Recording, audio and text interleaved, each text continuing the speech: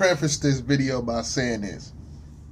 If you ain't listened to Soulfly, A Beautiful Mind, and Nostalgia, please do that first. Don't just go to Last Lap. Soulfly, Beautiful Mind, Nostalgia. Then, now, current time, we have The Last Lap. In general, after you put out 3 albums like that, it's hard to top. It's hard to top. Now let's get into it. This man is one of the hardest working men in the industry right now. I've seen him, he's basically been on tour since Street Runner. Street Runner was where he kind of, it was a boost in his fan base from that Street Runner, that project that had Street Runner on it, the project that had Tombstone on it. This was the first album that really got him national headlines, really got him, you know, Jimmy Kimmel Live and all that, doing his Tombstone song and all. So that, even though I know he had mixtapes, he had shit before, and some of that shit was actually fire back then. But that's, I feel like, when he really came into himself with the Cold December, Street Runner, Tombstone. So boom, we go from there, we go to A Beautiful Mind. The Jupiter Project, I feel like, is kind of forgettable. But this one here, I was expecting, with this last lap project, and it may grow on me, but I think my expectation for Rod Wave when it comes to songs like Youngin' off of Beautiful Mind, and some of them other songs on there that wasn't even singles, that was just songs on there, fire, like powerful songs. And I kind of get that out of The Spaceship. I kind of get that out of, oh man, what's that damn shit? Angel with an Attitude, Lost in Love, Bachelor. Those are some of the songs that I really feel like he kind of taps back into that. But one thing I will note is that when you're on tour for 3 years straight, this man has not sat the fuck down and really focused on no music in a while.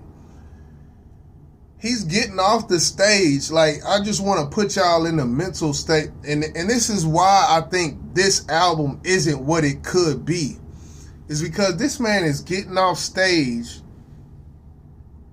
80,000 people, damn near stadium, doing stadium shows every city he go to, getting off stage, having a couple weeks or a week to get to the next place, and in between the time while he's traveling, hotels, whatnot, there's someone there with a laptop in the hotel room, and this is where you're recording on Pro Tools with the shit around the microphone, the little portable booth type thing to give you that type feel that you actually in a booth.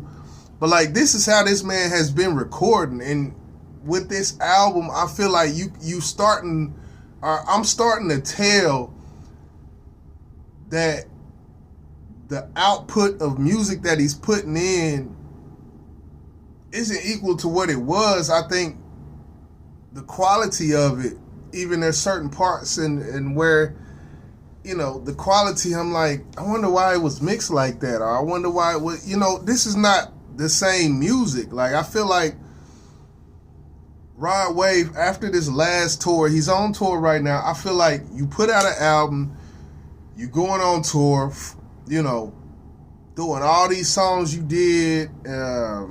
Man, it's crazy, that one song, Time Flies, Time Kills. Songs like Long Journey, Nostalgia. Nostalgia was not a bad project. I actually like that project. I feel like Nostalgia and Beautiful Mind is like his best work to me. Um, but when it comes to that song, what is it? Time Kills. Like, we're not getting those type of songs, I feel like, because this man is on tour, man. He needs to sit down after this tour is over. Sit down, just relax, bro. Sit back. Make songs at your leisure. Only make songs when you really, really feel it. Because that's the thing about the music, the kind of music he makes, it's not something you can just turn on and off. Like, because that shit really, the words of it, you could be saying the words that are words of feeling, but if you're not really feeling that shit, it translates to the music. And I think that's what happened on this Last Lap project. I feel like he could do a lot better. I feel like for him to do a lot better, he's going to have to pump his brakes. I know the money is good on tour, but man, pause your brakes for one time, man, so you can regather and rejuvenate and all of that shit. He came out Street Runner and all these, all these songs that's just amazing. And now it's like it's getting the accuracy is less. And I think that's strictly due to being on tour for so fucking long, man. You got to sit down. This man stops a tour. He gets to the last leg of a tour and releases a new album and starts a new leg to a new tour when that album drops. Like, this is literally what this man is doing. And I salute him for his work ethic, man. I salute him for that. But, yeah, it was still some good shit on here. I'm not complaining. Good music is good music. But I just hope that boy pace himself. But yeah, it's YJ. I'm out, man. I'm chopping it up. Rod Wave, The Last Lap. That's the album. Check it out, man. One more thing. Another reason why waiting can benefit you is because producers are not robots. Producers can't go in the studio every time they make a beat and make Tombstone, Time Flies, Street Runner, and just back to back to back to back. Give your producers, what's his name? Crank This Up, TNT.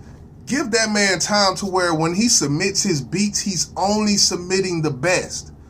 Because if you constantly just making song after song after song, hey, any producer, you gonna get tapped out. Give the producer to do the same rejuvenation I'm talking about for Rod Wave. That gives your producer time to cook. That's what Crank This Up, TNT. That's what he need. Like, because a lot of his shit is produced by him, so I'm kind of using him. I don't think he uses them for every single song. But with the shit he's produced, with the other producers he uses, they will only submit their best. And he was only going to pick the best. And he's going to get a better pick of the litter, per se, type of thing. So it works for the producer and the artist. So that's just my 2 cents. I had to throw that in there. I'm out. YJ.